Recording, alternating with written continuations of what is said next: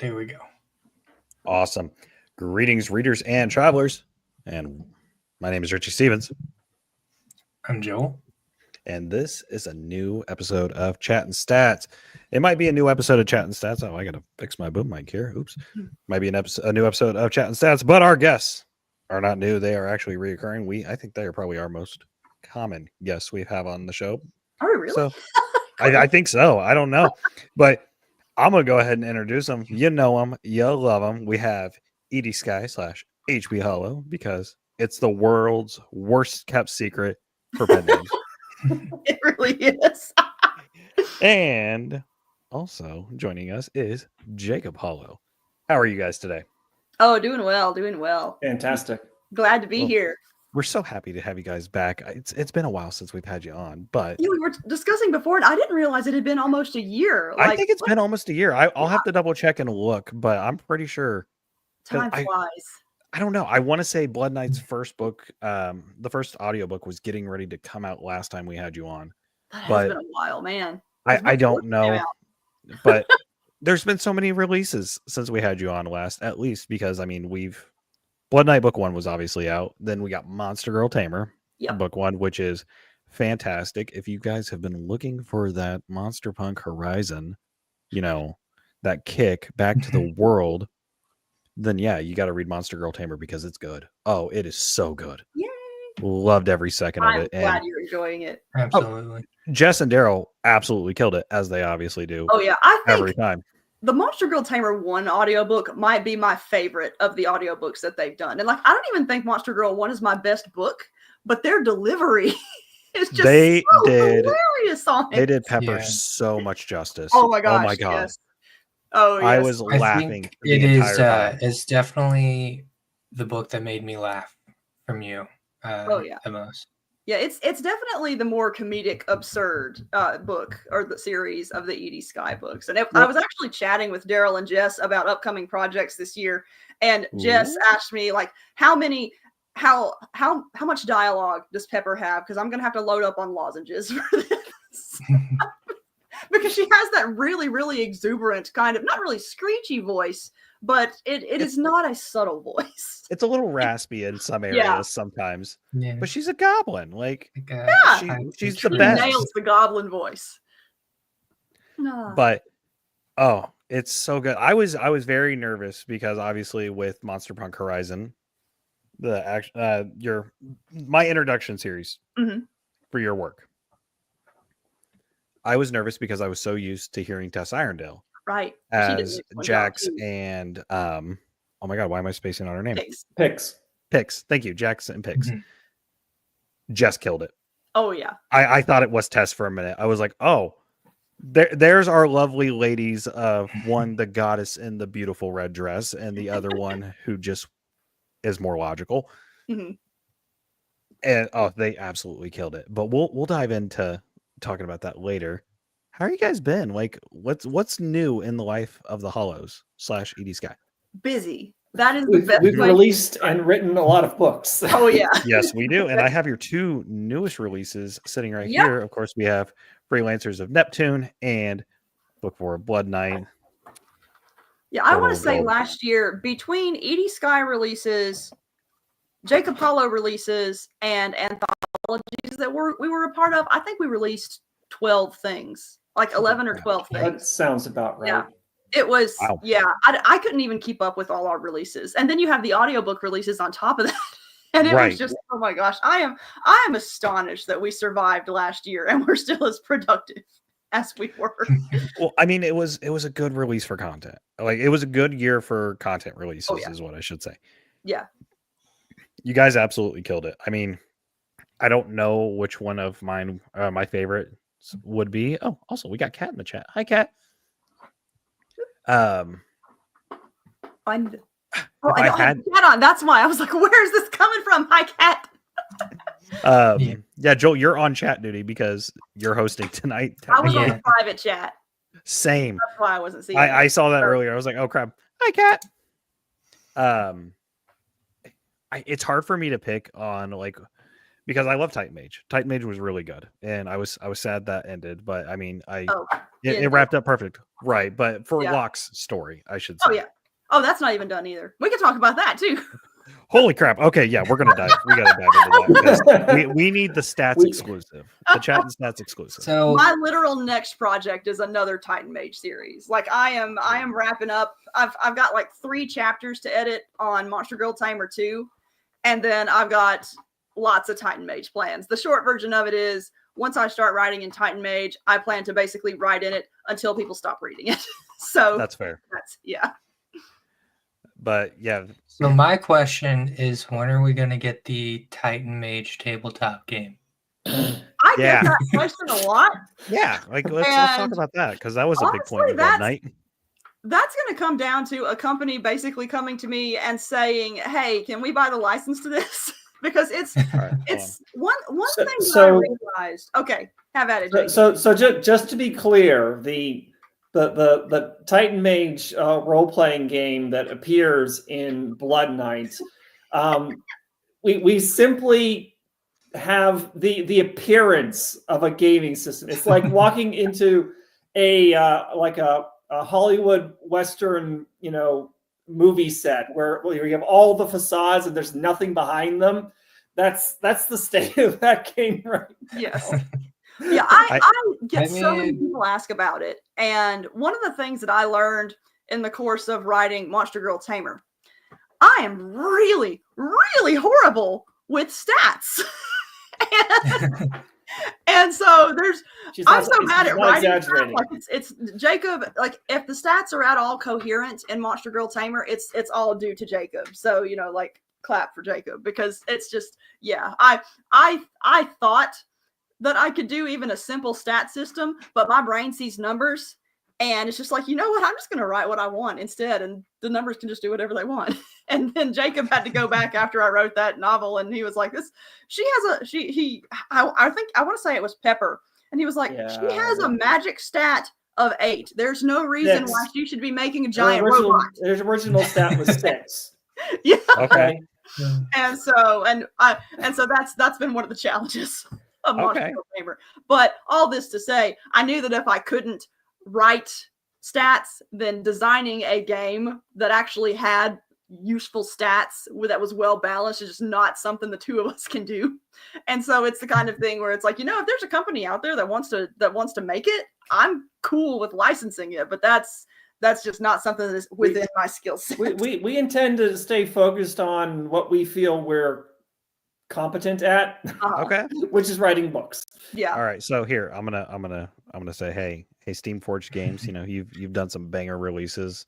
Like the Dark Souls board game, Bloodborne, Resident Evil, Horizon Zero Dawn, Divinity Original Sin 2. Zero Dawn game. They did. It was awesome. It was really cool. Please reach out to the Holos. Get us a Titan Mage board game, for the love of God. That would be so much fun to play. Anyways, so. I think it'd be fun too. I mean, Gen Con isn't too far away from us. Like if Gen Con's in Indianapolis. Yeah, that's another con we've been wanting to make it out to. And if you do, I got a spare room for you. You don't even have to worry about a hotel. And you'll get all the kitten cuddles. I promise you. So yes, I'm there for the cats. Done. We'll get you room and board and everything. And you guys. It's Gen Con is a blast. And I mean, it's in Indianapolis. And I mean, Joel got married on the weekend of Gen Con. Jeff Hayes was there. And I just messaged him. I was like, hey, do you want to be a +1 to a wedding? I know it's short notice. Sadly, he couldn't make it because they were super busy. Like the Gen Con was sold out. Traffic was insane. Luckily, Joel was getting married on the other side of Indy, so I didn't have to worry about that. You dick. Getting married on Gen Con weekend. We could have went and saw Jeff Hayes, but no. How it lined up, dude. Priorities, man. Could just say congrats. No, you gotta be all. I was your best man. I was there, so I could have said, "Hey, I can't make it. I'm gonna go hang out with Jeff Hayes." I wouldn't have lived that down, so I just hung out with him at Dragon Con. So let's talk. Which book do we want to talk about first? Do we want to give a little shout out to Freelancers of Neptune, Mr. Jacob Holo? Because this is We got a cat girl, and we know everyone loves a good cat girl. There is an ex-space pirate cat girl. Why don't you give us the rundown of Freelancers of Neptune? So the elevator pitch is that it's Firefly meets Ringworld with cat girl. Well, yes. So it's a scrappy crew on a rundown ship having adventures in a solar system, our solar system, that is very different than it is today because of large-scale macro engineering feats. Saturn has no natural rings anymore. Mercury is a gas giant. And Earth is a unit of measure. No one's even sure if the planet ever even existed. Yeah, and it's kind of a age of rediscovery and high adventure as these various societies spread out across the solar system are recovering from a great societal fall a few millennia prior to the events of the book. And so they're starting to spread out into the solar system again. And some of the corners are very, very dangerous. Our scrappy crew, they have a lead on a treasure trove of lost technology. Okay. And so they're going for it. And there are some very bad, very powerful people who are also very interested in this lost technology. And they spend most of the book in over their heads. That's the most fun kind of adventure, though. It is, and I mean, I'm glad you said that it was Firefly like inspired. Yeah, because I do love me some Firefly. I'm only about like a quarter of the way in, and I was getting those Firefly vibes, and this is making me want season 2 even more than watching The Rookie. So I often describe it as a book for people who are mad that Firefly never got a season 2. And Jacob swears that it's not inspired by either Outlaw Star or Cowboy Bebop, but when I was reading it, I was like, heck yeah, this satisfies that itch too. Cowboy Bebop is just the Firefly of animes. Like, let's be real. So tomato. And then you got Serenity, which is a whole different not Firefly movie. I like it, but it does feel different than the main series. They couldn't do the main series. The network was like, no. You don't get this. Yes. But there's talks of Firefly stuff. So, I mean, I'm hoping we get some Firefly content soon because I need it. I need it. We see that there hasn't been more just because it lasted one season, but it obviously has still had pop culture staying power. And that's just, especially in this era of remakes and offshoots and whatnot. And you see the cast crossover all the time. Like Alan Tudyk has shown up on almost every Nathan Fillion show as either a cameo or a reoccurring character. So he's shown up in The Rookie like 3 or 4 times already. And I'm like, every time I just get giddy. So maybe James Gunn will pick it up. I don't know. Oh, James Gunn works with Nathan Fillion a lot, so we can hope. Fingers crossed. So Jacob, I gotta ask, why Catgirl? Why Catgirl? Why not? Was it Sloane? I think it was Sloane. Part of it is so part of it is why not, and part of it is the way that I set up the lore. Okay. So you essentially, prior to this societal fall, you have these 5 kind of super AI caretakers of humanity. And it's this kind of grand age of wish fulfillment where humanity's like, hey, we'd like this. And the AIs are like, yeah, we can do that. So the idea is that a lot of the things that they are running into in the wider setting. Geneva. Someone at some point in the distant past asked for. And so it's like, could I see someone, asking for, them and their family to be, modified so that they have, cat ears and a cat tail and a dex stat of 18? Yeah. Let's do it. So you have cat people. Okay. You know, in the, well, not cat people, but you know, more of the like the anime style, where it's just it's for the most part some superficial features and she. So in other words, Donut would be pissed off. So that's what you're telling me. For our Dungeon Crawler Carl readers, Donut would be pissed off because perhaps if they're not traditional cats, they're not real. So why would anyone want to be a disgusting cat person? We like cat girls, Donut. It's funny anime. Story. I was quoting that to one of my coworkers the other day, and one of her lines was, "You know how I feel about." It was something else. It was like cat girls or something like that. And I was like, "Yes, Donut. Everyone knows by now how you feel about cat." We corrupt. Everyone knows how you feel about everything. This is true. This is very true of Donut. So, for what would you say, like the good or the demographic for Freelancers of Neptune would really be? Like just the sci-fi lovers, or like? So it is a sci-fi novel. It's, you know, sci-fi action adventure, right? And while I don't, as far as I know, I don't break any laws of physics in it anywhere. Okay. There's no like magical, you know, faster than light, whatever, or, you know, artificial gravity or stuff like that. It's very much kind of behind the scenes, and it very much focuses on the adventure itself and the characters and their journeys, and the crazy trouble that they get into, and how they have to kind of scheme and just, you know, but like by the skin of their teeth, get out of various fixes, because, you know, I've written, you know, books that involve like, you know, the absolute elite of whatever, you know, the setting is. These characters are not them. They're the only thing that they are elite at is getting into trouble. And I mean, we love a good ragtag team. So I mean, at least there's that like kind of story.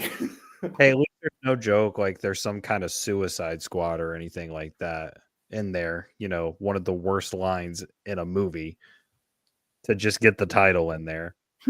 So, but I'm on chapter 8 and I'm loving it so far. So I'm about, like I said, about a third of the way through, and it's good. It's really good. So I'm excited to dive back into it more. I've just been moving, so my reading time has been moving cuts into reading time. Yeah. That one's definitely on my priority list. I'm probably going to read it after book 3 of Returner's Defiance. Yeah, the work that I did, I mean, I certainly like the work that I did on the characters, but I'm actually quite pleased with how the world building ended up.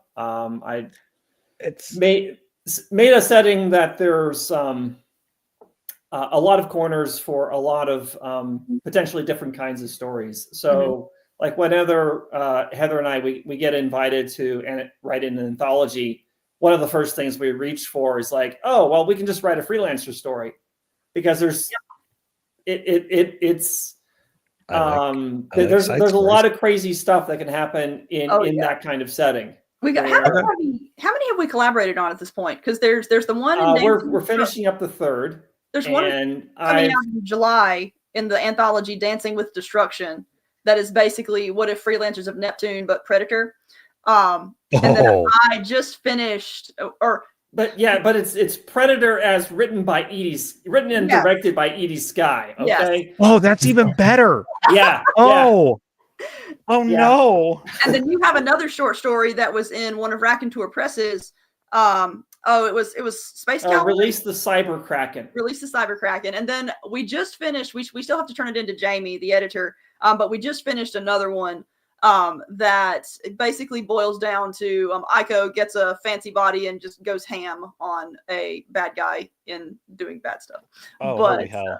yeah, there's a better description than that. The government needs her to go into a place to shut it down, and they need a plausible deniability. And cool. she shuts it down in style. Oh yes, I enjoy writing the Aiko scenes. Like I always tend to gravitate toward her in the short stories, but I've got to get my final run on that one done tomorrow, and then that's off for that anthology. So there's lots of little freelancer shorts coming up. Okay, so. Damn, I'm really excited to dig back into the series because it's a fun read so far, and I'm really enjoying it. And I think, Jacob, this might be some of your best work.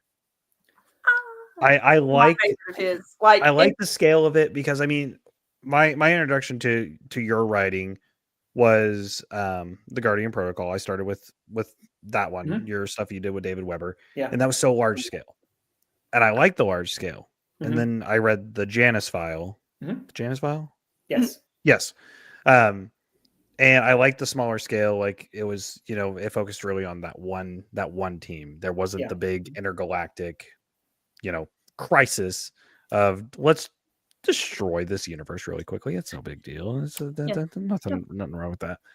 But this one, I don't know. It's catching me more and more, and I can't tell you what it is because I don't know. But something's about it. It's scratching that itch.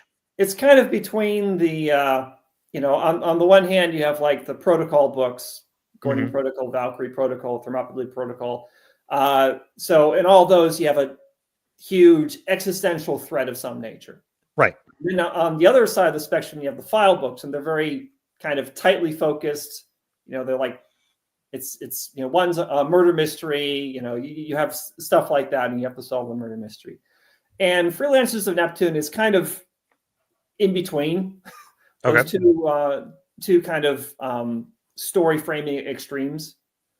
And so you get a little bit of, you get some of the, kind of tightly focused, the team is getting together and forming for the first time in this story.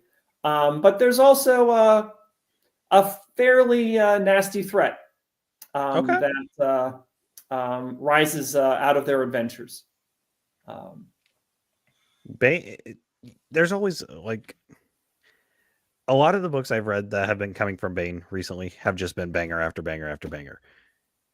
Between starting this one, obviously the Transdimensional Hunter from Lydia Schreier and John Ringo, and then I picked one up at Dragon Con by oh god, I'm gonna space on her name. It was The Hell and Back was the book. Joel. Oh, Joel Presby. Yes. Does that sound right? Yes. Yes. Because you told me, hey, go find her. And we found her at the Fantasy Together. I was like, hey, HP Holo sent me to find you. So she gave me a copy of the book, and I was like, okay, this is really good. I'm really enjoying this. And also my suitcase back from Dragon Con was heavy. Yep. That's how you know you had a good con. That's how I had an expensive con, but also a very good con. Yes. So I'm just, it's been banger after banger after banger. And of course, Monster Hunter International. I'm a sucker for those. Those are good. Which will segue us in to more monsters with Blood Knight, because holy crap, book 4's audiobook just came out yesterday. Yep. Yeah. Woo! And then we're gonna show off this pretty cover. Joel, I'm sorry you can't show it off because your copy is here with me. Look at it. He's holding it. Oh yeah. I just got it. Every time Yanai gives us a new cover, I say, this is my favorite cover. And then I get the next cover. And I'm like, no, this. And I think book 5 is my favorite. Oh, yeah. I think book 5 is my favorite. He outdid himself on book 5. Where book 5 is the first draft is done. We're into the detailed edits now. It's and book 5 closes out the series. Yay. And it's I haven't read it yet, so I have no idea what happens. It's pretty epic. It's pretty epic. I'm excited. So, Joel, do you want to take it off? Because I know you like Blood Knight might be your favorite of the series. I mean, where to start? There's just where your heart desires. I recently did a re-listen to books 2 and 3. there's so much awesome stuff that Fine. happens. We'll start with a joke. We'll start with one of the jokes that made me cackle even harder than I should have. Okay, and I will also mention a joke that made me cackle. It's at the beginning of book 2, where they go to see Emma's parents. 3-ish. And after leaving it, he has to clarify that he will not be sleeping with Emma's mother. I don't know if it's the line or if it's Daryl's delivery of it, where he just goes, "I am not sleeping with your mother. I don't know how much I have to state that I will not sleep with your mother." And then he goes and he's with oh my god, the slime girl. What's her name? Sammy. Sammy. And she goes, "Also, I'm not gonna make you sleep with my mom. I promise I'm not gonna make." He's like, "So you talk to Emma." Conversations that harem heroes have to have. I laugh so hard because it's like, oh, this is a harem book. Yeah, I could see like the mother getting involved somehow because some people dig that. Emma's mom would do it too. Oh yeah, we know.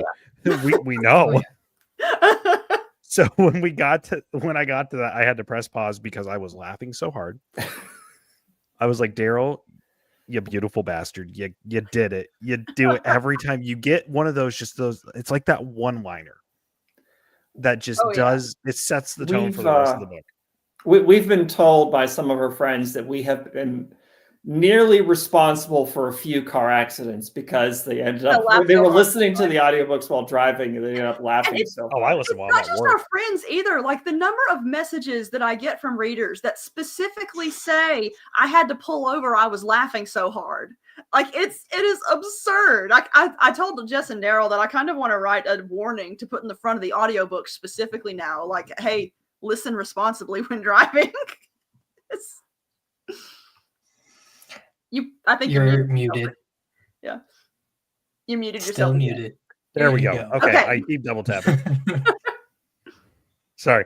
Maddie was bringing me a drink. So, no, it's good. It's good. It's funny. And that's one thing I can always count on in HP Holo / Edie Skye book is there's going to be some sort of humor.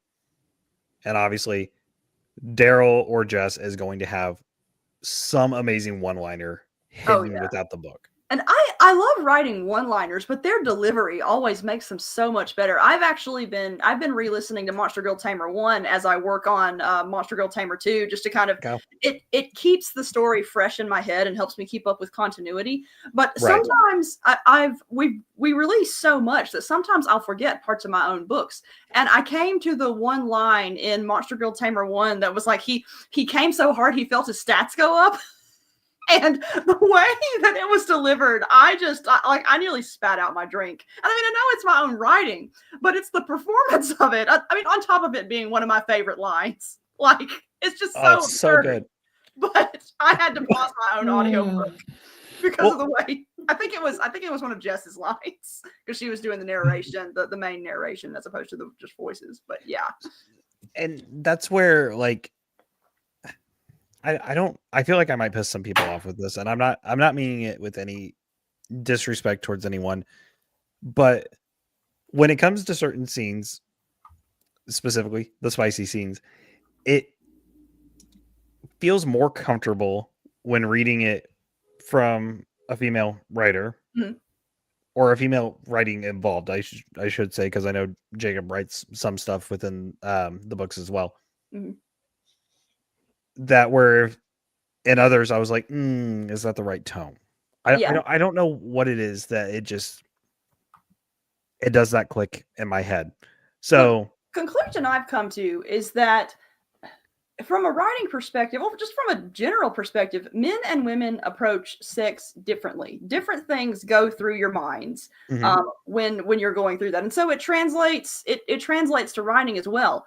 Men write sex scenes differently than women do. Usually male sex scenes or sex scenes written by men tend to focus on the action itself. Whereas ones written by women, there will be like female written sex scenes can get insane. Like I've been reading women's romance and romantasy recently, and oh my gosh, harem is so vanilla. Let's talk about the shower scene from Titan Mage Book 1 really quickly, because I wasn't ready.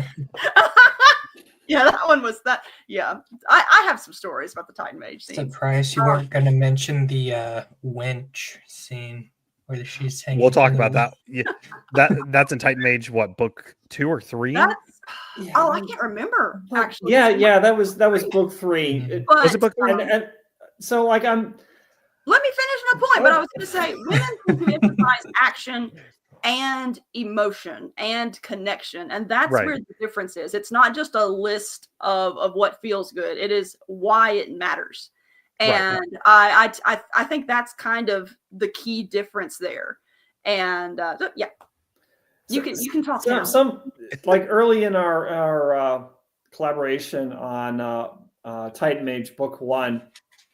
Yeah, I was going through and I was editing her scenes, and I get to the first spicy scene with Bexley, and I'd never read a spicy scene written by my wife before that moment, and I'm going through this one. I'm like, oh my gosh! Well, you know why it was that way? Where did this come from? So there was a period right when we were first discussing starting this pen name. Jacob just made this side comment, like, "I bet you can't write hot sex scenes." Like, no, that's not what I said. Or there was some. No. You need to get this. That's not what I said. Correct me. I said that if you are uncomfortable writing those scenes, that I would be willing to write them for you. And you're like, hold my beer, Jacob. So I was like, you know what? Let me show you how it's done. I'm just going to write the most, like the wildest thing I can. We're starting off wild right now. And I mean, technically that wasn't even all that wild a scene, but it definitely was not vanilla. It's not vanilla, but I also wasn't expecting it because I had started reading it and then I had found out, I was like, oh, this is HP. Okay, I know I'm going to like this. I know for a fact. Oh, so and then I get before you knew it was me. I did, because I started it on Kindle right before my move from Colorado back to Indiana. And then as soon as I got moved and everything, I think the audiobook for book 1 had just come out, or it just came out right before the move. And Zeckler was like, you haven't figured it out yet? And I was like, no. And he goes, Edie's HP. And I was like, so this is why I'm not getting Monster Punk 4. I get it. Okay. And I was like, all right, well, I'm going to read it regardless. This is good. And then I got to the scene and the audiobook was out at that point. So here I am listening to Daryl and Jess, and I was like, wow, they're really good. This is really good. Oh, what the fuck? And coming out of left field. But Titan Mage was great. Titan Mage was fantastic. Loved it from start to finish. I love Locke, and I love the whole crew. I even still have my my canvas of Ember for book 2. It's packed up. Hey, when you gave me permission to make it, I was making it. Oh, yeah. So, when it comes to the relationships in Blood Knight, though, that he has with all of the girls, I know when we had you on the show last, you had talked about how in Titan Mage they felt more transactional. There wasn't really the connection. Like, yes, they all cared for each other, but it wasn't that same level. Yeah. Where in Blood Knight, he does have those feelings for the girls. Yep. He does want to build those emotional relationships. And you guys made that a very clear point that he will have dates with each one of them before their first time and everything. Like he had his date with Emma. He had his date with Sam. Is it Sam? Samantha's wolf girl. Well, Brooke is the wolf girl. Or Brooke is the wolf girl. Samantha's the slime, right? Yeah. Yes. So it's good. And then like even in the subtle moments where he's sitting there with the angel, I'm blanking on her. I have a lot of names running through my head. Ashley. Yeah. And like in book 2, he just brings her foe. He just brings her vegetarian foe. And she's just sitting there naked doing her work and everything. And she's like, will you at least sit with me while I eat my food? And he's like, sure. Like where I'm at, they hadn't they don't have that connection yet because it's not really been built, because still trying to figure out who she is, why she's here, which I'm sure that gets resolved. I can't wait to find out. Yeah, It seems like Ashley waiting has to been see more from that. She's become the most anticipated character for this series. She's primarily because cool. she has that mystery about her. She's like the witch in Titan Age. Like it's the buildup. Like something big's gonna happen with her, and I'm ready for it. Yeah, that's a lot of that. A lot of the big reveals happen near the end of book 4. There's a lot that finally. All right. Well, Jacob, I don't know how to tell you this, but I might have to put down freelancers and dive into book 4. I'm okay with that. I like Blood Knight a lot. I'm ready for Monster Girl Tamer 2, but I like Blood Knight a lot. Joel, why don't you chime in, my man? Well, I was totally going to mention that joke or that funny moment, and then we got talking on to something else. But what I was going to say was the scene where they're running after the Quelaag fight. You know what I'm talking about, the Spider Girl. Yeah. Love that, by the way. I want to play Dark Souls. Dark Souls reference, right? And they're running from that fight. They end up going to the like a wizard. The Rogers. Yes. Nicholas Rogers. And whenever they get there, Nicholas is like, "Are you guys here for the turtle?" Like, what? So is that why you have the turtles, Jacob? No. Okay. That's unrelated. No, we're not here for the turtle. Oh, so you're here for the unicorn. Well, hope you guys are both virgins and you haven't masturbated in the last month. I forget what the name of the unicorn is. I think it's something like the unicorn's name is Fornication. And she comes up again. So Fornication has a speaking role in book 5. Oh, fuck yeah. Yeah. Oh my God. How much do you want to give away, Jacob? Because he read this scene to me right after he wrote it, and it is one of the finest things he's ever written. Like, I was laughing so hard. And the best part about it is that as Jacob is reading it, he does voices. So he has this high-pitched unicorn voice. I did voices for that one when I read it to her. Oh my God, I love it. Do you want to give away the gist of what's happening in this scene, Jacob, or do you want to just leave it a surprise? See, here's the thing. If you leave it a surprise, as soon as we get our copies of book 5, I'm going to be powering through it so that way I can get to this scene because I'm so ready for it now. And I don't even know what's going on. So I leave it to you, Jacob. It's your book. Yeah, Jacob has done. We did the initial planning for Blood Knight together, but Jacob has pretty much taken the lead on Blood Knight entirely. And you're killing it. You're absolutely killing it, Jacob. Yeah. It's good. It's damn good. Thank you. I'll say that there's a part in book 5 where Clark and Ashley they need to collect reagents for a project. I'm being purposely vague here, and one of those reagents is unicorn rainbows. That they and I'm afraid to ask. It's not that. It's not that bad, okay? It's funnier than that. All right. So hold on. Okay, so I'm gonna ask. Have you seen American Dad? I have not. I've seen bits and pieces of it back when it first started. There's an episode where Stan, the dad, pretty much the main character, and you have Roger, who's the alien who puts on different disguises so he can go out. He's a jockey, and he rides horses. And he says that the horse has anxiety, and it's just pre-race jitters, and he has to be yeah. So he's like, Stan, you should do it, or else I'm going to tell Francine that you bought a horse. Completely joking. And Stan does it, and it causes the horse to go into complete shutdown. So that's where my mind went when you said got to get the unicorn rainbows. I was like, oh no, they're gonna have to do something to that. It's unicorn. not that. It's It's It's less funnier. dirty than that and funnier. Okay, I can't. So what you're saying is, should I wait for Jess and Daryl to do that scene? Oh my gosh! Yes, it's going to be magnificent. Oh my like God, I am looking. Right. I am looking. I expect that we will probably get an outtake from that one, just because. I think we need I think we need the outtake, or the outtake should be included at the end of the book.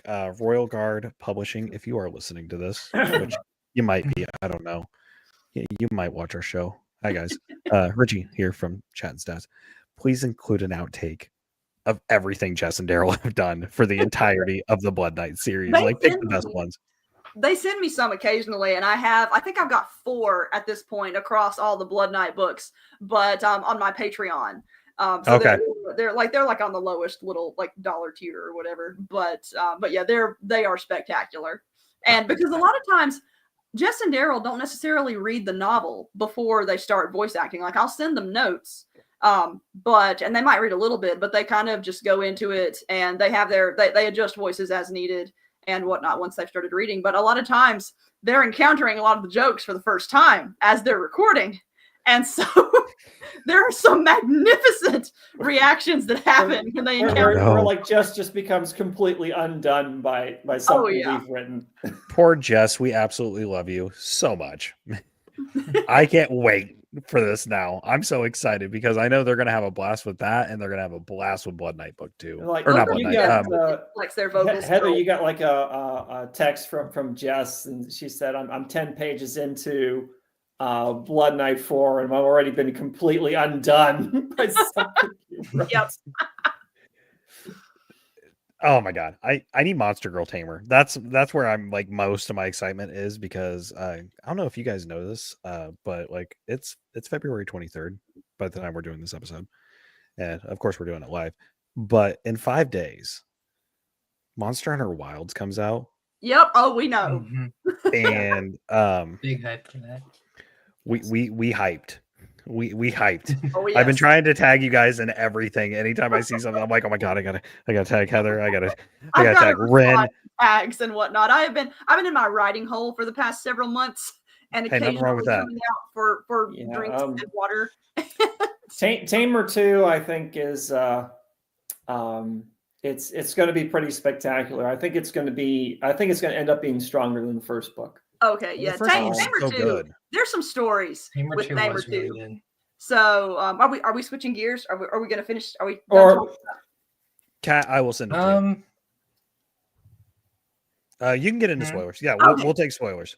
Oh, well, so I guess we're switching to Monster Girl Tamer 2 now. So the Monster Girl Tamer 2, writing it has been an adventure, because long story short, our last year when I was writing part of it was crap, because Jacob was going through pain, like chronic pain related stuff, and I was helping with that, and we were releasing 1 million books, and everything was tiring. And so I was trying to write a very silly, happy book while all that was going on, and that was a challenge. It just wasn't happening. Fair. And so I get a good chunk of it done. But then I get to a point where, and I was kind of at this point with Monster Girl Tamer 1. You can tell the exact moment in Monster Girl Tamer 1 where I really just wanted to sit down and write more Titan Mage, because suddenly Pepper gets a giant robot, and she's diva. She's essentially diva with her giant mech. Oh yeah. And I just and then Tomoe gets a giant robot. Everybody's got giant robots, and it's nuts. And they're fighting. I'm like, when did this fantasy series turn into a mech series? Yeah. And so when Edie got bored of writing without mechs, I just wanted to write mechs. And so there came a point late last year where we were like, you know what? I really, really just want to write more Titan Mage. People are absolutely asking for more Titan Mage, and I've got outlines for subsequent series. And so we ended up deciding to Monster Girl Tamer was originally going to be 3 books, and we ended up deciding to cut it to 2. Which meant that we had to re-outline the entire second half of book 2, because things would not build up properly. Like I had really like 2/3, I'd say. Yeah, 2/3. I didn't want to throw away what I'd already written, though. So it's only going to be 2 books? It's only going to be 2. And it's also going to wrap up Monster Punk Horizon right now, just because I really just want to get back to Titan Mage because that's the universe I'm really vibing with right now. And I find that when my brain is hyper focused like that, I do my best writing. So it may be something I come back to in the future, but I didn't want to leave readers hanging with just one book forever, because I mean, I know I as a reader hate it when authors do that as well. And so we were like, you know what, let's find a way to succinctly wrap up both series in a way that is satisfying for readers of both. And so that became a fun challenge. And basically what happens in book 2. So for those who are not familiar with Monster Girl Tamer, the premise is the main character, Axel Hunter Radcliffe, is a chosen one from an entire family line of chosen ones. Every single generation, someone gets chosen to save the world, or in some cases, another world. And the only thing that really unifies them is they're not guaranteed to win. The only thing that's consistent between all of them is that they all have to develop a harem of women with relevant skills to then help them through their through whatever they have to fight.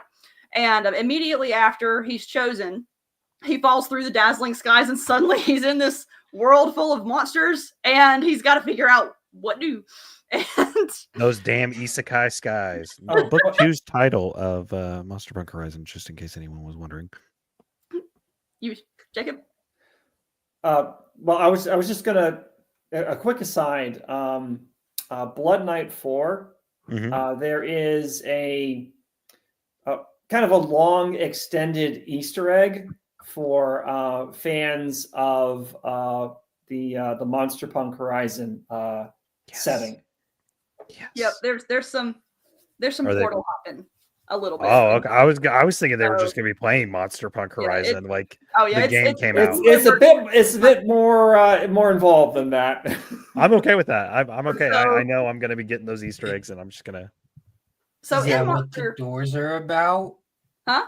Fan theory. I will say nothing. That's Jacob's series. You can reveal spoilers if you want, Jacob. Just a theory. So theory. Over the course of Monster Girl Tamer, Axel realizes that there are monsters that are suddenly being turned into monster girls, and there's this force that they named the Sexy Wizard that is doing it. And one similarity they notice is that all the monster girls that get formed are somehow associated with anime tropes. And so Axel goes into book 2 and he's like, okay, I know that I'm supposed to be collecting monster girls. I know that there's somehow anime tropes involved.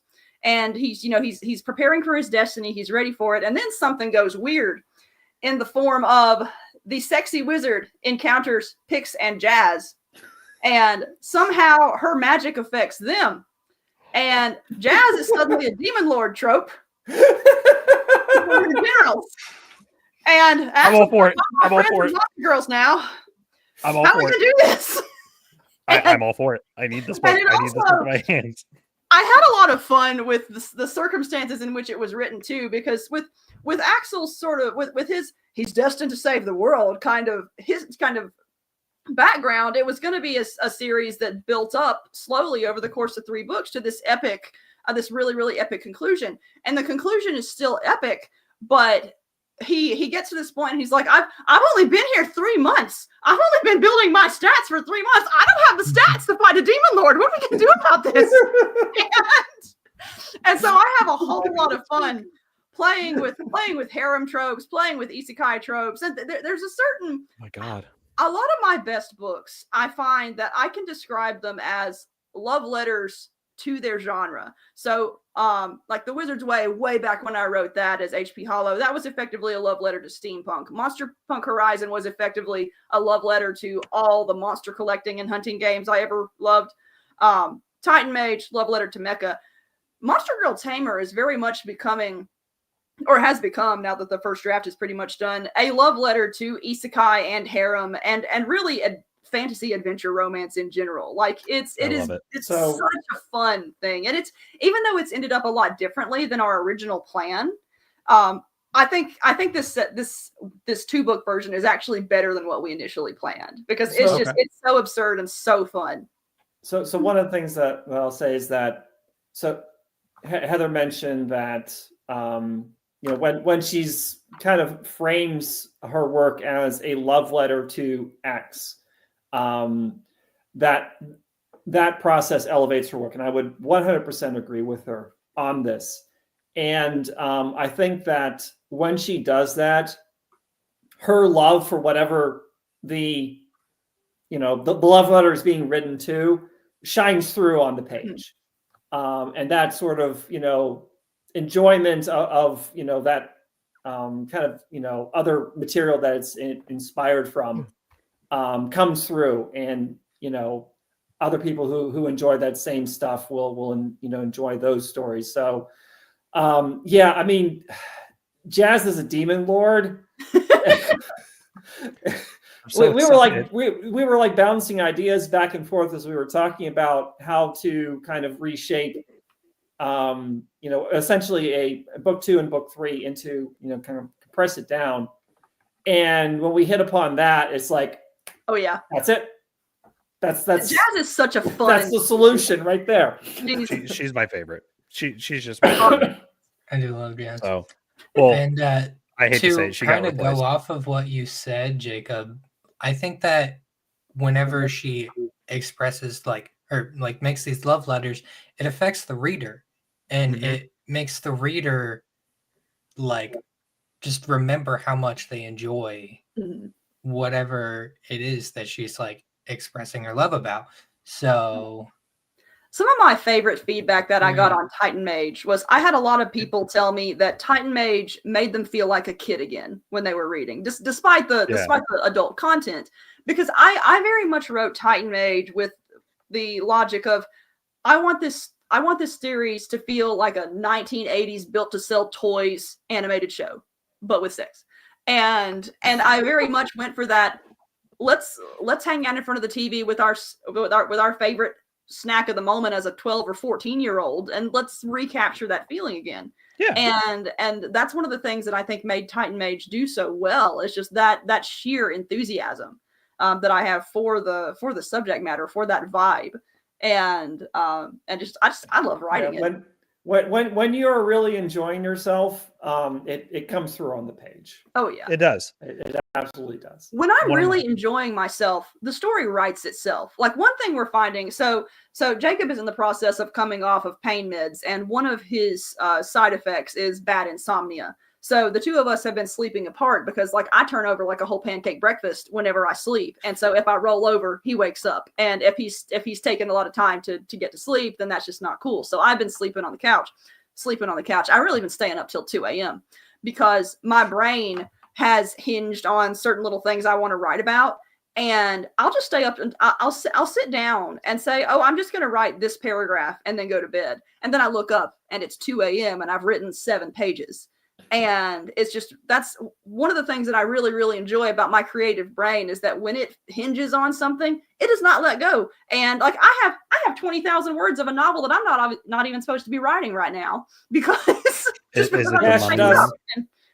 does. I've seen the notebooks. Yep. So it's the Mummy, the Mummy one shot. This is actually, I'm going to be starting a romantasy pen name at some point. I want to get through some Titan Mage stuff first, but I've got one standalone and then a series that is set in the Titan Mage universe, but written for romantasy readers.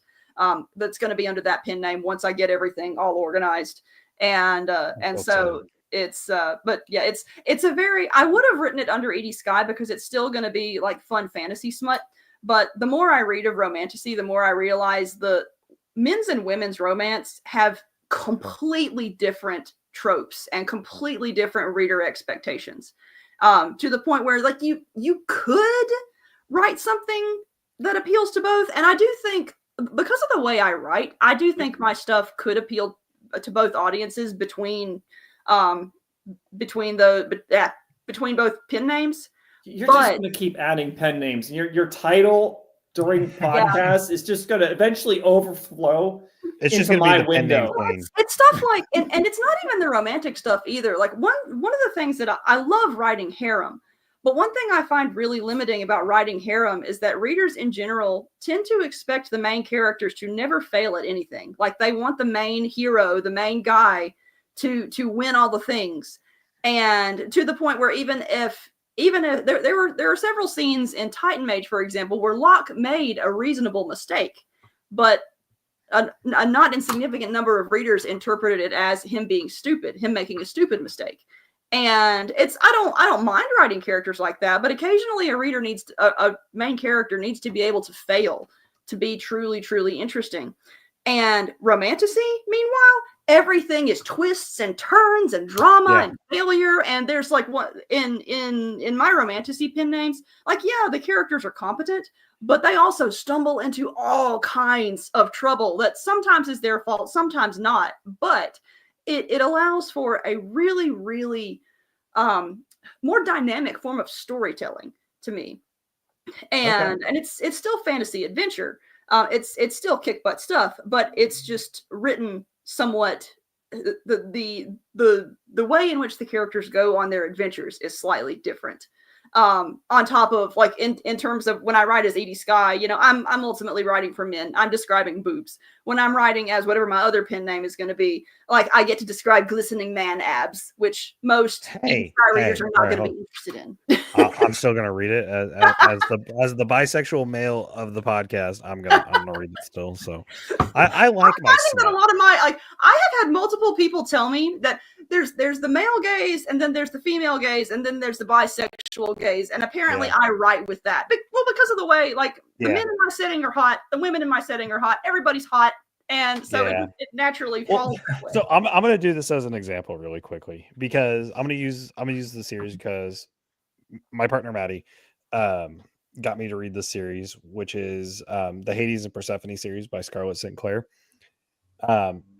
Hades in the book, he's just hot. He's hot as fuck. Let's be honest.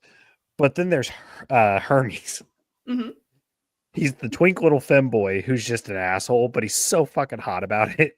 And I'm just like, yep, I get it. I see it. I'm gonna have to add this to my list. It's so funny. Like, and when you get through the end of book one, you're like, damn, Persephone was down bad.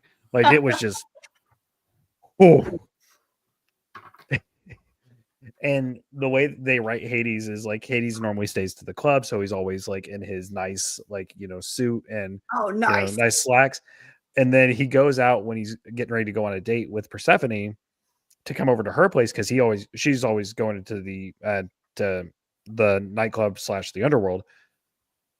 He comes over to her place, so all he has is suits and everything, and it's supposed to be just like a watch a movie night with her and her roommate. He goes out and he buys a pair of sweats and like still has the tag on them when he gets to the, and it's just like, oh honey, no.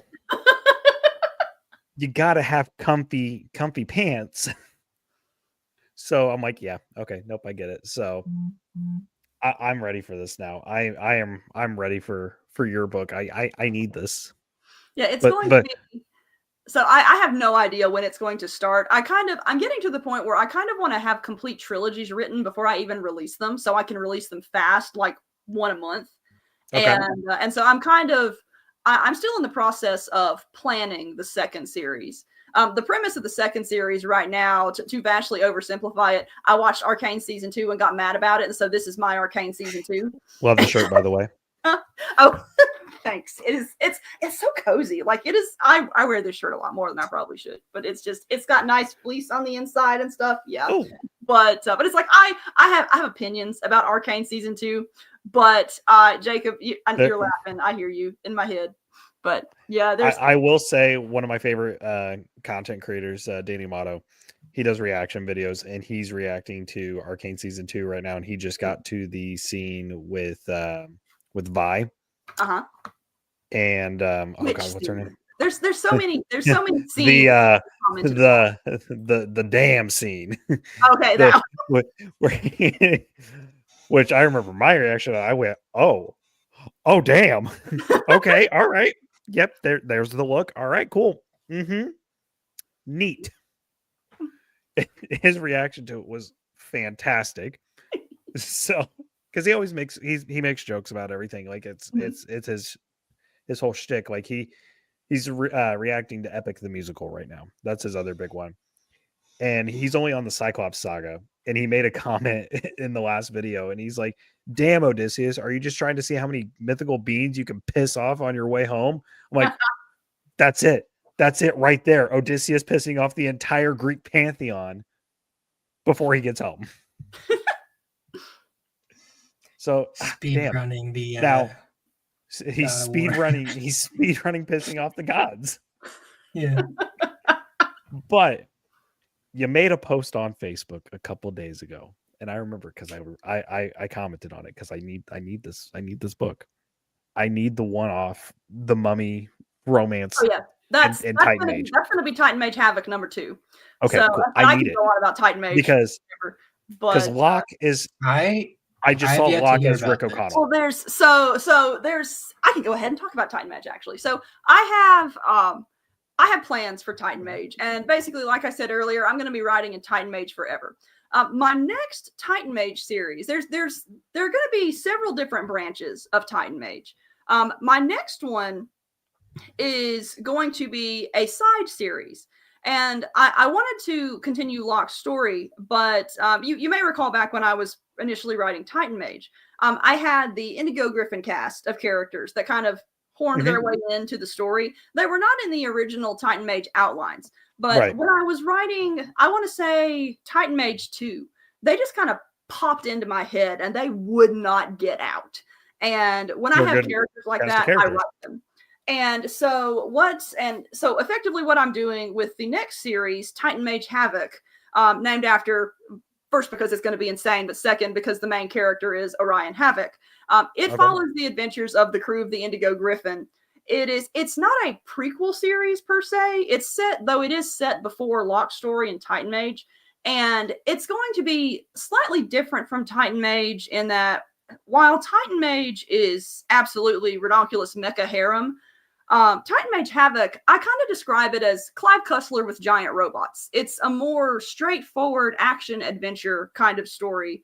And it's structured so that it can go forever. Like each story is going to be self-contained, but it basically tells the story of this somewhat chaotic, dysfunctional crew as they go on their adventures. And this series is basically going to be my love letter to action adventure. The first one, there's always going to be some kind of fun artifact MacGuffin because, you have the whole precursor civilization. There's lots of fun stuff for them to find and get in trouble with. But book 2 is absolutely going to be inspired by how much I love the Mummy. And I've got about half the outline done. And it's actually going to be something of a crossover with the Romantasy pen name as well, because a few of the characters from that pen name show up in it, and so it's oh yeah, I can't wait. I think that I'm the most excited. What are you calling your interconnected universe? I don't really have a name for it yet. Skyverse, because you got a lot of series that mention or interconnect with each other. Yeah, and it turns out to be once you finish Blood Knight 4, you'll realize it's even more interconnected than you thought it was. And the funny thing is, we didn't plan this when we started writing these books. Like I had Titan Mage, it was just Titan Mage. And then Jacob, whenever he started writing Blood Knight, he was like, "Oh, these characters are gamers. I need them to be playing a thing." And people have been asking for a Titan Mage game, so might as well include a fun reference to a Titan Mage game. And then there came a point where I can't remember which of us did it first, but we needed to throw out a place for either Axel or Clark to be from. And so one of us threw out Grassroots. And so now, like for sharp-eyed readers, you'll slowly realize that all of the protagonists in all of our series are from Grassroots, Kentucky. Oh my God. And so it's this thing that just kind of built over the course of the series. And there are several little interconnected things. Oh, especially at the end of Monster Girl Tamer 2. Like, oh my gosh. I can't wait. I'm so excited. Yeah, they're not written to be a multiverse, but there are some fun interconnections. And I think it's more accurate to call it self-referencing than it is an actual multiverse. Though, to go into some minor spoilers for Blood Knight 4, the Clark and his his combat harem, they do end up underneath the dazzling skies for a bit. No, And then there are fuck some- me. There are some familiar things. For people who finished the Titan Mage series, there's one particular detail that shows up in Monster Girl Tamer that actually ends up being pretty significant toward the end of Monster Girl Tamer 2. And it's like, you don't have to have read Titan Mage at all. But, oh my gosh, okay. Don't mention it. Yeah, Okay. no. I want to go into that this has one to be a blind. surprise. Okay. That has to be a surprise, Heather. Okay. I keep wanting to spill it. Okay, but anyway, that has to be a surprise. So yeah, the next, but the very next Titan Mage, it's going to be a trilogy right now with the ability to have more stories in it as I want to write action adventure. Titan Mage Havoc is going to be my next project, which I'm going to be writing it to Patreon until the trilogy is done. So the first one probably will not release until later this year, early next year on Amazon. After I finish writing the principal writing on Titan Mage Havoc, though, I'm going to go into Titan Mage Reborn, which is the continuation of Locke's story. And it's basically, and it's right now, what I'm doing is I'm working in trilogies because it allows me to consolidate my storylines. Consolidate is the wrong word, but it allows me to organize my storylines in a way that I don't leave readers hanging with just one or two books. And so if even though I say Titan Mage Reborn is going to be another finished series, I will definitely be writing other trilogies that follow it. So all story arcs are going to be written in trilogies from this point on. And I'm going to find a way to organize them so that they're easy to keep up with. But basically, Locke, Titan Mage Reborn, follows Locke as he tries to adjust to life after the apocalypse, facing another existential threat that is not quite like avarice, in that it's not extraterrestrial, but it is just as horrible and based on Haven itself. And so he's got to navigate this really, really terrible threat while also figuring out how to be a father. And so it's an adventure. So well, I'm excited. I know I'm going to be doing a complete re-listen of Titan Mage before Reborn, and probably honestly before Havoc comes out, because I need it. I'm excited. Oh, I'm super pumped, and Jess and Daryl are already looking forward to it too. I think so. So the way I don't have a hard release date for Monster Girl Tamer 2 yet, but I told Royal Guard that I would have the manuscript to them for recording by May. And so what I'm doing is I'm going to try to time the release to whenever they have the ebook done or whenever they have the audiobook done, so we get a simultaneous release. So it's probably going to hit. It's on Patreon. I think it's going to finish in the next 2 or 3 weeks. So the story is out there. But I want to play Monster Hunter Wilds and get my brain back in the Monster Hunter world for proper motivation. And then I'm going to do my hard edit of Monster Girl Tamer and then get that to Royal Guard. It will probably come out in late June, sometime July, perhaps. And then Blood Knight 5 comes out in mid-May. Is that? Yes. But I will be starting. I've already got some writing done on Titan Mage Havoc, but the principal writing on Titan Mage Havoc I'm going to start next week, and so that's already well on its way to being started. So I think I've got the first 4 chapters written already or drafted. I've got to review them because I wrote them last year. But big hype, just a lot of content. Oh yeah. Well, just to discuss some Titan Mage stuff a little bit further. Oh, you can talk about yours? Well, so Jacob, Heather and I, So my next major project is the my first Omniverse collaboration with David Weber. So we're going to be writing.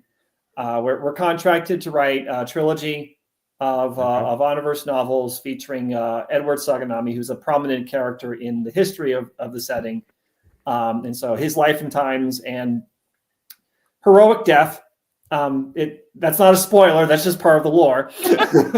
But I imagine that while working on that, I'm going to need some perhaps palette cleanser projects, because that's going to be very that's intense demanding. And so there's 2 projects that we've been discussing that are we've been kind of bouncing around ideas for. One of them is essentially a something original that would fall under the Edie Skye brand, and the other one is a Titan Mage trilogy. Okay. And so this one would involve a new protagonist being isekai'd over, and this particular protagonist has a background in aerospace engineering, and so what you end up with in that setting, and his story would essentially be a war story between 2 competing Havenite city-states on the complete opposite side. Yeah, so it's geographically removed from Locke and the main cast. Okay. But what you end up with is Titans that transform into jet fighters, essentially. So it's basically like steampunk Robotech Veritech fighters. I was thinking Transformers, but that's even better. So that's the one of the concepts that we're kind of bouncing around as a potential project right now. Okay. One of the things that's been really fun about Titan Mage is I always like to, it's the entire franchise is not the word. The entire universe is effectively written as a love letter to mech, but there's a lot of variety in mecha storytelling.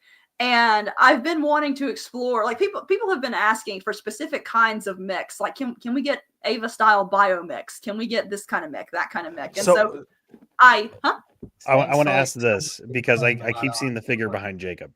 I keep seeing it. I keep looking at it. I keep staring at it. Would Warhammer 40K Space Marines, would their suits be considered mech? Like their armor? You know more about Warhammer than I do, Jacob. This is a you. I mean, that's to me that's power armor. That's not a mech,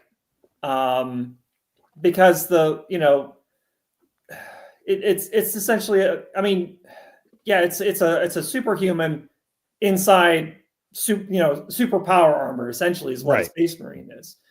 I mean, they have mechs, but yeah, I mean, you go up to the dreadnoughts, because that's what I was waiting for you to say, that your Titan Mage was going to be, is just Warhammer 40K, but Titan Mage. Well, you're going to be riding a war, so there's room for it. Well, I mean, that's part of the we're playing around with the concept. It's early days. We're just sort of talking about some of our background thinking here. It's not a committed project yet. I just wanted to make that clear. That's fair. That's fair. But we are conceptualizing it as much, whereas everything that's been published as Titan Mage right now is not all of it is focused on fighting monsters, but a lot of it is you're fighting the monsters. Right. Whereas this series would be much more you're dealing with 2 Magitech steampunk armies facing off each other, and the main character and his tactical harem are participants in this conflict. Yeah, and the thing that Jacob came to me with the idea, and the thing that appeals to me about it is it's something I wouldn't necessarily write, because I don't generally enjoy writing war stories, and as much as I enjoy writing the mild lit RPG-ness of Titan Mage with the upgrades and whatnot, I generally don't enjoy writing engineering detail. I generally don't enjoy that kind of that level of detail. But that's what Jacob excels at. So he can effectively tell a Titan Mage story in that universe that I can't. And that's one of the cool things about that series. And I also have a fair amount of experience at this point writing military science fiction, and writing military fantasy is not all that far away. I mean, fair. So yeah, that one is definitely going to release after Titan Mage Reborn though, because I want to continue Locke's story before I get any other side stories out there. Havoc is primarily being written first because those characters just will not leave me alone. And otherwise I'd just be writing Locke's story first. But the Indigo they were so cool. Like when you introduced them in book 2, I was like, I like this crew. I want to see more of this crew. And then we see a little bit more and more and more. I'm just like, yeah. I knew as soon as they popped up in the story that I was going to be writing about them eventually. I'd actually intended to start writing this last year, and then everything just went crazy. But there are little nuggets inside Titan Mage where you know that there is something else going on. Like, you know that they are off having their own adventures. And you see these tiny little hints at what they might be getting up to. And so I'm really looking forward to writing that. So the spoiler question I'm going to ask, and this is going to be like one of my favorite things because of the moment in book 3 of Titan Mage. Is there going to be a dragon? And are they going to be, slaying a dragon? I am honestly still deciding for Titan Mage Reborn. Now that said, I haven't actually planned it yet because it's way far in the future. But there's the one scene that where they're discussing like how do you do it with a dragon, and I was looking over Titan Mage book 3 as I was planning out Havoc stuff, and I'm like, there's no way that I can write that scene and not have Ryan do it with a dragon at some point. And so I'm conceptualizing a trilogy where he just after it's probably going to be set after it's going to be sometime after Titan Mage proper, like after the apocalypse and all that stuff, because there's just so much story that has to happen before that. But I figured that would show up in like Monster Girl Tamer, is there would be a dragon monster girl. So I will not give a oh shit. Oh no. Oh no. Yo, you should mention that, Richie. Oh no. I think I just opened a whole can of worms versus I mean, so if it goes back to how you do it with the dragon, let's just call DreamWorks really quickly, be like, all right, so how did Donkey and the dragon actually how did we get here? I absolutely have to write a dragon themed one now, because one of my greatest regrets of Titan Mage Dragon was I made it that entire book and somehow did not include a Shrek reference to doing it with the dragon. And it's like I felt like I failed as a millennial. I mean, I was gonna say what it reminds me of is like anytime in D&D where you have a bard and you're like, you're supposed to slay the dragon. Lay the dragon. Slay the dragon. Exactly how big is the dragon versus the one doing it. The dragons in Titan Mage can shapeshift, so that is they can.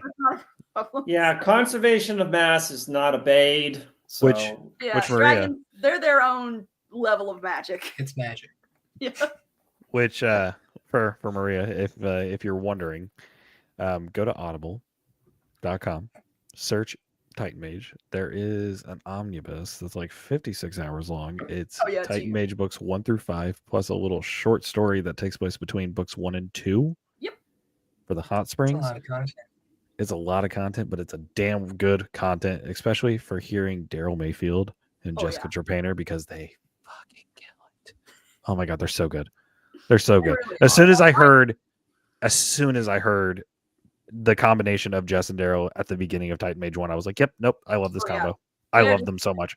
I don't think I could have had a better match set. No. They're so good. Is the Hot Springs episode in we have the physical copy. I don't think we ever got the omnibus, but it is on Audible. But we did get the physical. There is not a paperback omnibus yet. That's one of my side projects. I had to figuring out how to get that thing formatted in actual omnibus form has been an adventure, because I was going to do a single volume, but the text would have had to be like tiny. And so I'm working on it now, and it's going to be 2 volumes. They're going to be the second half of the series is going to be huge compared to the first half, but it's been a project trying to figure out how to get it. Yeah, you went over your word count 3 books in a row. I did. To be fair though, it was worth it because those books are good. I think book 4 might be my favorite, just because I have a soft spot for Sloane. Like Ember might be my favorite girl, but I have a sucker. I'm a sucker for Sloane. Like her. Who's your favorite Blood Knight girl? Okay, so Joel knows what I'm gonna say, and Joel's gonna know because we meet her right off the gate, because one of my favorite animes gets referenced, which thank you for referencing it, is High School DxD. Yes. I'm a sucker for redheads, especially when they have a devil succubus form. So Emma is definitely my girl. Or Emma? Emma is my go-to. Sammy has the cosplay. Sammy does have the cosplay, which and can shapeshift. Yes, but I don't. It is a tie between. I think my least favorite, and I hate saying this. Because with Sloane being my favorite, I think Brooke's my least favorite. Oh no, Brooke! Brooke's my favorite. But with the wolf girl, I love her. Like, and here's the thing: there's nothing wrong, because they're good characters. They're damn good characters. So I was really hoping that the 3 we meet in book 3 would join him, like would join the harem. And that obviously didn't happen. I know who my least favorite is. It's actually the witch. I'm not a fan of her. Oh no! I love the witch. She's a fun character. I don't know what it is. It's something off. So Brooke's right about her. The relationship was very transactional. That one, it could be. It could be that one is more the transactional relationship. Even then, she is like gamer girl. She's cool. She's a cool character. She's super cool, and she falls for him like really hard. So like, but I think it's the initial like interaction with her when we first meet her. I mean, once I finish book 3, because I'm in the middle of book 3's audiobook right now, and I go into book 4, my mind might change. My mind might change. And I do agree that when you first meet her, like you don't see all that much of her in book 1, and so I totally get that for book 1, because she's in what 2 scenes, and I mean, you have the interactions with the coven, and then Clark going to her. She really gets I love characterized that scene because she's playing StarCraft 2, I think. Yeah. And he's like, which I'm a sucker for StarCraft 2. Her mom is like, "Were you translate this for me? Like, what is she trying to tell me?" But hey, at least we don't have her mom trying to sleep with Clark. So, not that she wouldn't. Yeah. Clark is just a handsome boy. I mean, I would sleep with Clark. Let's be real. So, well, it's not just Nixia's mom, but her sisters too. Sisters? Yeah. All that whole family down bad. Okay. Yeah. But he could have a very extended harem if he wanted. He's just playing it cool. He is. I mean, he's gonna be playing with something later too. But I think it is a tie between Emma and Sammy. Like, I do. Brooke's a good character, and Ashley's a good character, but like, we haven't got much with her in that sense yet. Yeah, where I'm at. Book 4 is Brooke's book. Yeah, and then book 5 is Ashley's book. So I mean, like, I mean, in book 1, Clark does get a good moment with Emma, with Sam and Brooke. Book 2, he does get his moment with the coven. Book 3, it's been more Sammy focused, and I'm enjoying that. But I don't know. Like, Emma holds a soft spot because I love Emma. I love the good succubus like feel to it, but she is so unabashed about her interests, and that makes her a fun character to both write and to read about. She's kind of, I guess she's kind of the Bexley of Blood Knight in that way. I can see she's a more tame Bexley. Like, Bexley felt like a little bit more ditzy and like just not blonde, but I mean she's a blonde, but like Bexley was like the smart, like bimbo-ish character. Yeah. Where Emma's just like smart. Mm-hmm. Emma's I could see Emma being the doctor of the group. Yeah. And with her being a succubi, I was like, yeah, that's pretty freaking cool. We love a good succubi that's not gonna. I mean, she is gonna be draining the soul from him, if you know what I mean. But still, hey, it's harem month. We're going in all with the innuendos, so This is true. It's good. If you ask me who my favorite girl in Monster Girl Tamer, though, Pepper all the way. I Absolutely, fucking love Pepper. Pepper. Pepper's my favorite. Pepper is queen, and I will love die them on that. all, but What's the name of his? I love them all, but I would go to war for Pepper. Like weapon, armor. Yeah, Mel. Yeah, the Arsenal, also known as Mel. Yeah. But Pepper, I would level a kingdom for Pepper. Okay, like she was the most fun one to write in book 2 because I wrote it back when there was a short period in harem fiction where Goblin Girls were the thing, and I was looking so forward to writing a Goblin Girl because I just love that absolutely unhinged nature that you can write, and Pepper is all that. Like Pepper has no limits, and she's just so feral, and that makes her great. She's a great companion or a great foil for Tomoe too, who has her excited moments, but is in some ways a little more reserved. They counterbalance each other well, and then there's Kali, who is just Kali. Kali is our Karlak. We love her. She's just big mommy. She's just kind of the organizer, the harem mom wife kind of character. But there are some you meet in 2 though, where the cover girl of Monster Girl Tamer 2, Mona, she actually evolved quite a bit differently than I'd originally thought she would. And she has this she's a Minotaur girl or Minosaur girl for this setting. And she initially comes across as very ditzy, has a very southern accent, but you figure out that she has one area of intelligence and she freaking loves analyzing stats and figuring out how to stack them. And so she's a min-maxer. Axel's stat advisor, where she likes to dig deep into everybody's stats, and then she delivers like what she thinks he should do with them with this really, really heavy southern accent spewing all these numbers. And it's just, I love her so much. Oh my god, Like, I might love her. She reminds me of the way you're describing her. She reminds me of what's the girl in Devil May Cry? Oh, Nico. Is it Nico? Is that Nico, the one who's like in the van. The 5th one, yeah. It reminds me of a mixture of her, but if she was a Tauren from World of Warcraft. That might be a fair comparison. I like that. I love it. Hey, HP, we love you. We adore you on our channel, obviously. I need this book, like now. I need it.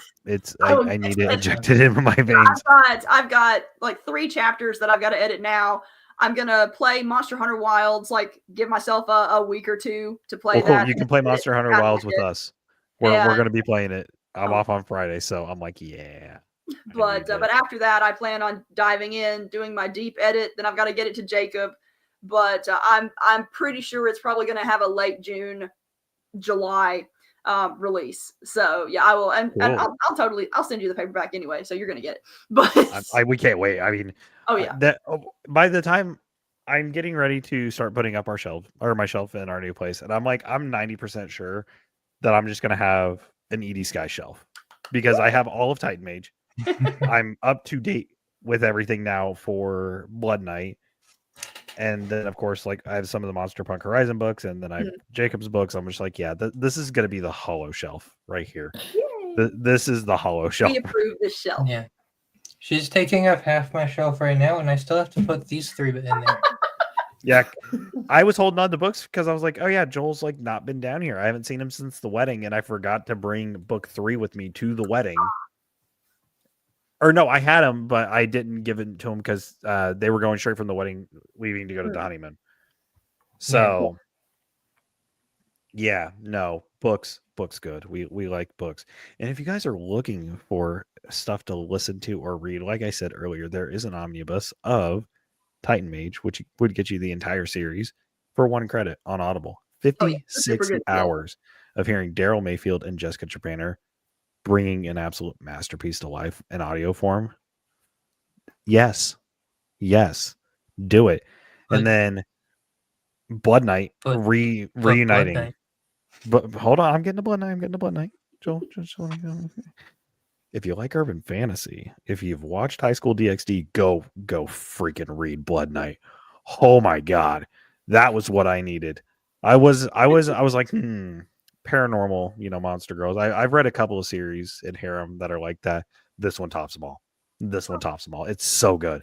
It is so freaking really good. So yeah, no, go read them, guys. And Monster Girl Tamer. Monster Girl Tamer is really good. But yeah, it's like you forgot one. No, I did. I'm giving all of the series the loves, and then of course Freelancers of Neptune. Not necessarily spicy, but fun. It's still fun. It's Harem month, but we're still gonna throw it in there. We had talked around the idea of writing a harem in that universe, so it still tangentially counts. Oh no! Yeah, I think the one of the big things that would stop us from doing that is that we got so much. Well, yes, but also harem sci-fi tends not to do as well as harem fantasy. That's fair. Now, what would you say harem urban fantasy does better than harem fantasy, or would you just consider that as harem fantasy? I think that I think sales-wise, the more traditional fantasy harem does better than urban fantasy harem. But there's still a core audience for it. It feels like there's been a resurgence of urban fantasy in general recently, because I know, like Shamie Stovall, she wrote her Time Marked Warlock, which was so good, fantastic. We love Shamie. And then Timothy McGowan just wrote an urban fantasy as well. Yeah, there's definitely been more. Very good. There's been more harem sci-fi coming out recently too, which I'm okay with. Yeah, I just haven't seen how what's her she wrote the Dragon series. She's got her harem sci-fi out. It's really good too. I follow her on Twitter, and I have the first book in. Is it Sarah Hawk? That sounds familiar. There's so many harem authors to keep up with. Oh my gosh. Yes, Incursion is book one, and then she has a fantasy one as well, which is Dread Knight, and they're Royal Guard as well. Royal Guard is just putting out banger after banger. They do some great stuff. We love Royal Guard. Richie. What? Now you got us all yawning. I have started this. I've been up way too. I didn't sleep well last night. Same. Now that we got heat in the apartment because our heat was broke for the first week we're here, the upstairs, which we now have a 2-story place instead of just a 1-story. It's hot. It's very hot. We've been sleeping with the window open, and we've had the heat on 66, and we're still sweating. Wow. So I don't know if the sensor's still broken or not, but oh my god. Yeah, that sounds miserable if you're still having to sleep with the windows open. We're trying to figure something out. But I can't help it. I'm sorry. I can't help it. It was a long day at work too. So we'll start wrapping up. Any final thoughts? Any last comments you want to get out there? HP, we'll start with you. Who are we starting with? You. I just kind of okay. So one thing I've been meaning to say. So if any of you are fans of either of us or Daryl specifically, we are all going to be at PCon in Texas coming up in, I believe, September. And Jacob is going to be guest of honor, but Daryl is going to be audiobook guest of honor. And so I imagine the con is probably going to put us all on panels together and whatnot, so you can hear a whole bunch about all the Edie Skye writing, all the Edie Skye audio. And I don't know if I don't know where Jess is located. So I don't know if she's going to swing by or not. But yeah, I was guest of honor. I was guest of honor at PCon last year, and Daryl just texted me and said, "Hey, I work down the street. Can I come visit?" And so I introduced him to the con chair, and long story short, he was invited as this year's audiobook guest. And so the whole, most of the Edie Skye production crew is going to be at PCon this year, apparently. So there's that. So what you're saying is, Joel, I think we might have to skip Dragon Con this year because we do Dragon Con every year. We're already going to Letter PG Con, and I may or may not be going to Jordan Con. If I skip Jordan Con, I might try to go to PCon because I can't. It's a teeny bitty. I think it's in its 3rd year, so it's still a tiny little con, but it's super fun. I love little cons. It'd give us further away. It'd give us an excuse to go to Texas, though. Oh yes. And we would get to see HP. So. Yeah, it's gonna be super fun. And I heard that she makes like the most fantastic grilled cheeses. Yes, so, they allowed me to make grilled cheeses on a panel at last year's PCon, and so I imagine that's probably going to be happening again. So it's. Oh, I was just going to get a hot plate and like a skillet for our hotel room. They got me a Pikachu themed grilled cheese press, and so I was making Pikachu grilled cheeses in the middle of the panel. Joel, we need to go. We need to go. Going ham talking about Pokemon. It was a spectacle.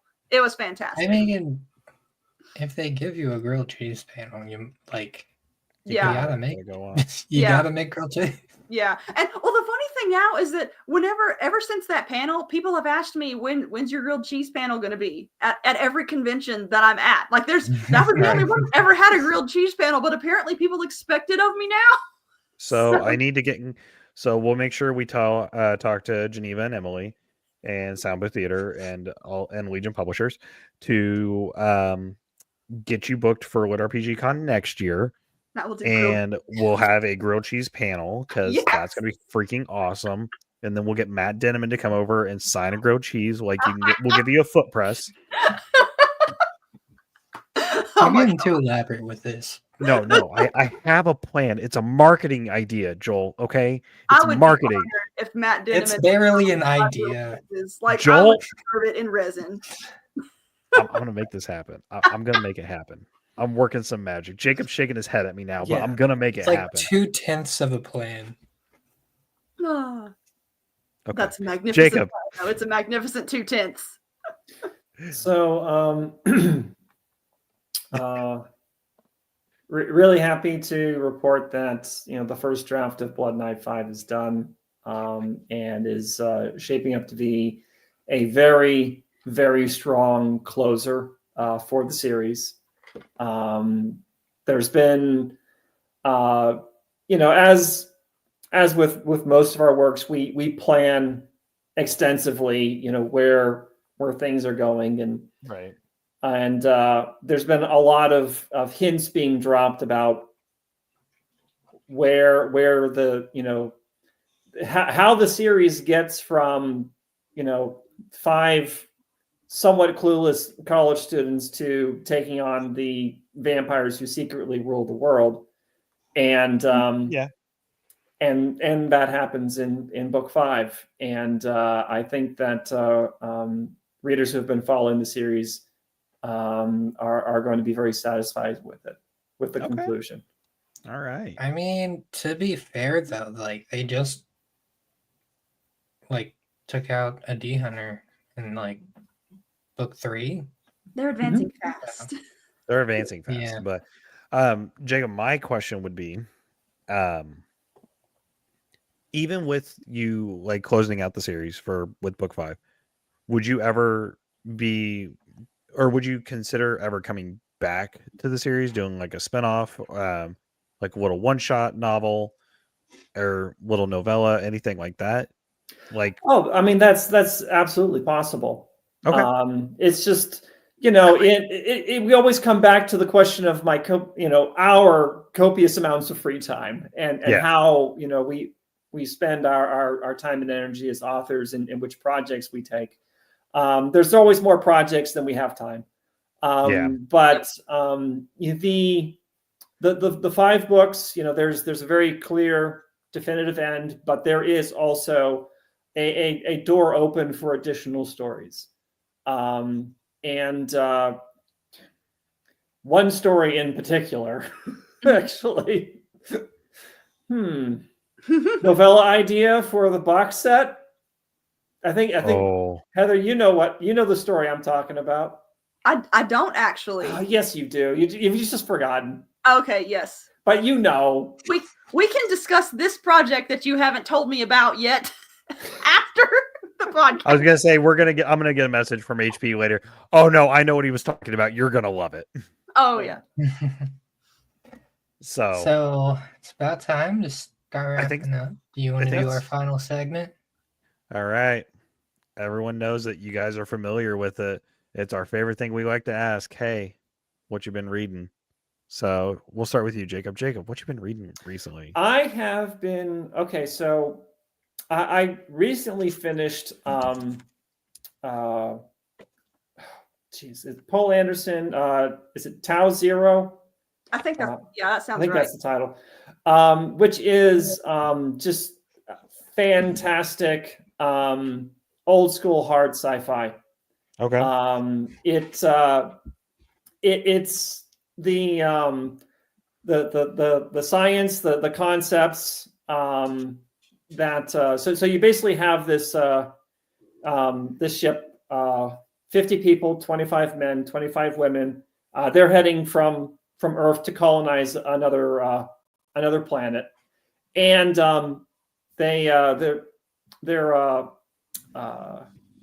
ship is essentially struck on the way, and their ability to decelerate is damaged. So all they can do is accelerate, and so as the story progresses, they're getting closer and closer to the speed of light, and time dilation is getting stronger and stronger, and it's the scale of the story is both very personal with the characters on the ship and their interactions and how they're dealing with their predicament and just how alone they are, and also just the epicness of what's going on outside the ship. It's fantastic. It's a fantastic read. The other thing that I've been reading is Roger Zelazny's Amber Chronicles.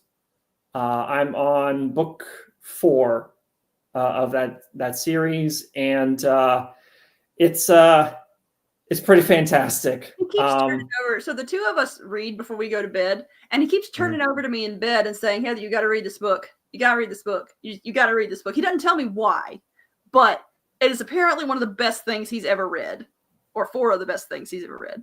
And so I was like starting to read the first Amber Chronicles book. I think it's I think the title is 9 Princes of Amber. That sounds right. And I've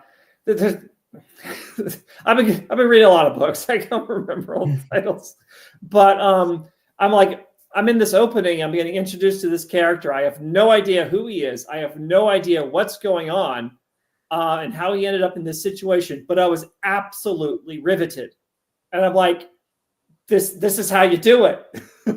this is the work of a master. Okay. And so I'm like telling Heather, it's like this. I don't know what's going on. I don't know who this guy is, but I can't stop reading. All right. HP, you're up. I've got 2 going right now. So I'm reading. I got to look up the author's name. Assistant to the Villain by Hannah Nicole. So good. So good. I love it. I have to read it like it's a cartoon. Like I can't take it seriously. It's so funny as a narrative, but it's really cozy and really stupid in just the right ways. And I am loving it. So how they have the villain, that's kind of how Hades is in Hades and Persephone. Except I think a little more suave.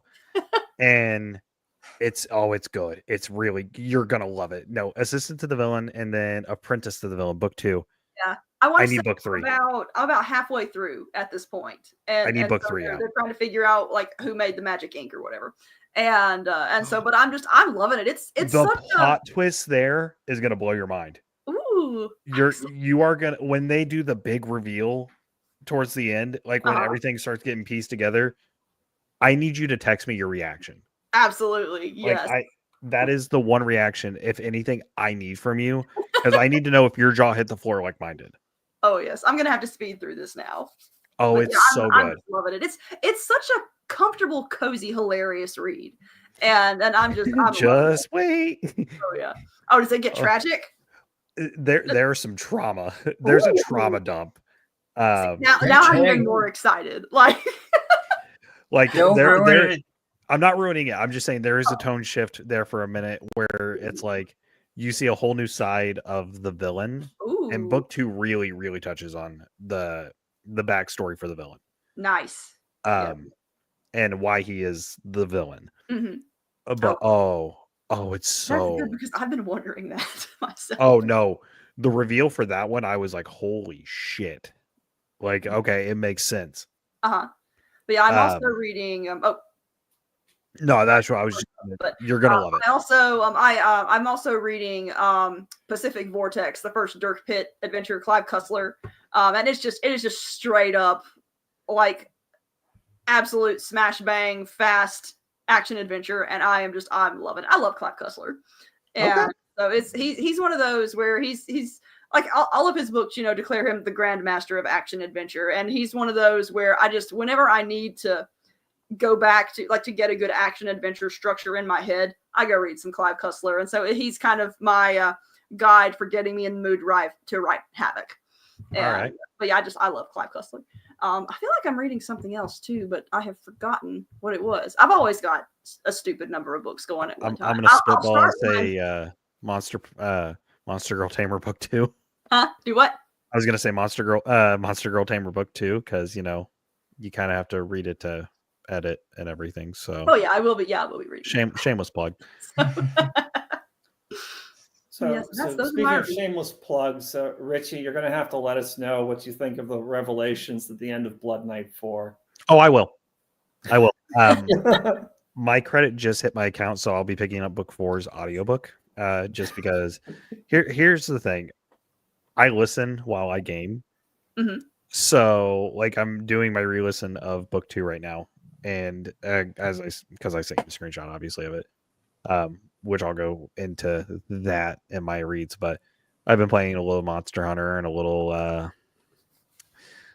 Warhammer 40k Space Marine 2. So yeah. Joel, what you been reading, buddy? So since last week I started and finished Time Marked Warlock book 2. So good. Oh, I haven't read book 2 yet. I love book 1 though. They make fun of Amaranth and it's hilarious.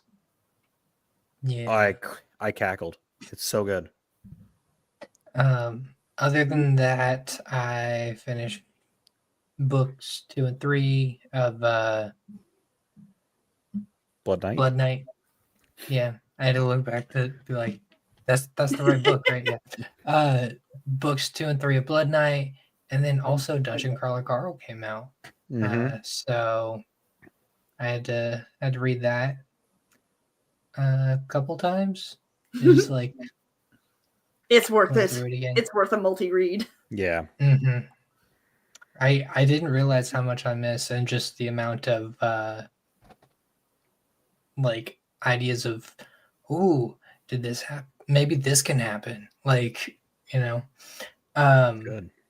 But yeah, that's pretty much what I've been up to. Rich, what you been reading?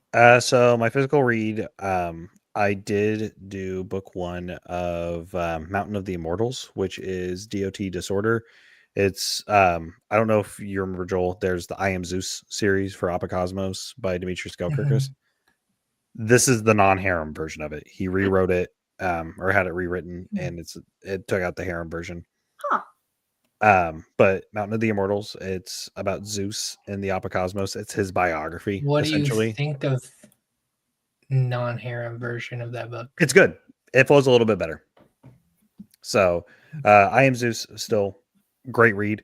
This one, they did change up a few things and everything, but it is essentially Zeus is telling this human that's a part of the Apocosmos his life story and having him turn it into a biography.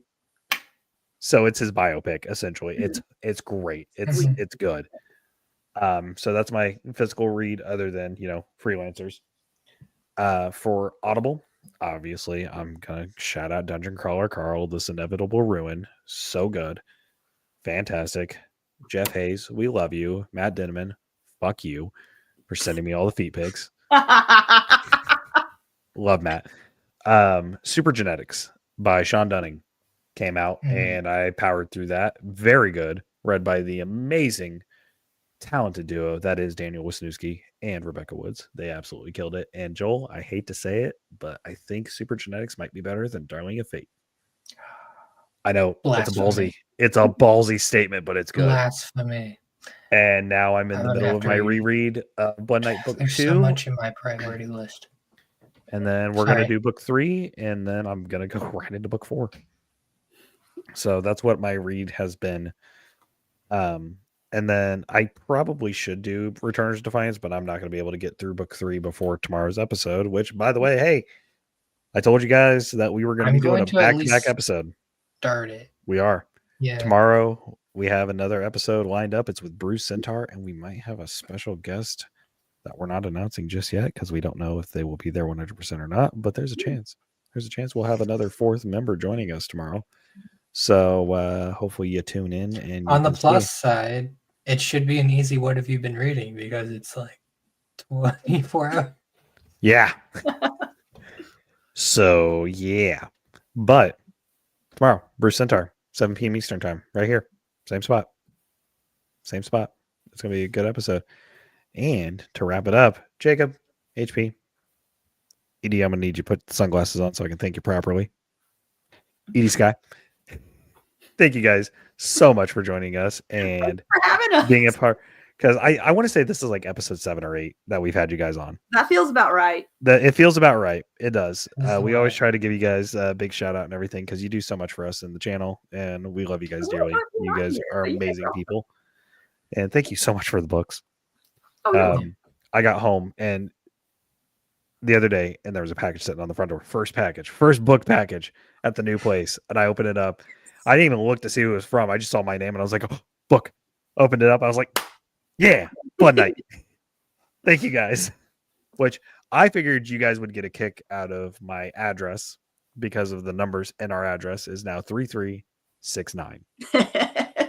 As soon as they showed us the apartment, I was like, yep, this is the one I want. This is the townhome I want. I don't care about anything else in this. I want it because of that. That right there. I have harem author friends. They're going to get a kick out of that. So, yeah.